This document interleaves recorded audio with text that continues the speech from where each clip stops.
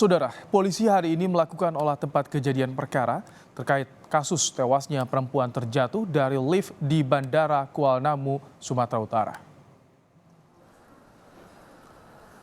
Olah TKP dilakukan untuk menyelidiki kasus tewasnya perempuan terjatuh dari lift di Bandara Kuala Namu, Sumatera Utara. Dalam olah TKP, polisi juga menguji lift di bandara, termasuk pemeriksaan di lantai dasar lift. Polisi menyelidiki keberadaan celah ruang di lift Bandara Kuala Namu.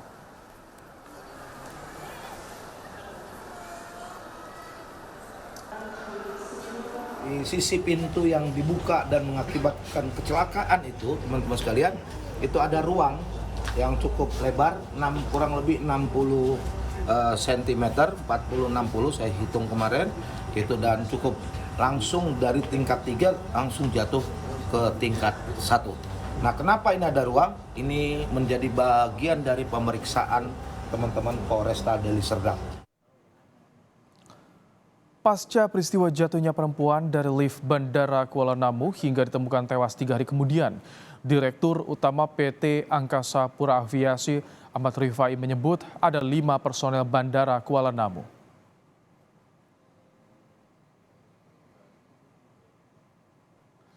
Ya, 5 personel yang dinonaktifkan adalah 2 pejabat senior manajer bidang operasi dan teknik, 3 personel operation security bidang CCTV operator. Penonaktifan kelimanya sambil menunggu hasil pemeriksaan kepolisian.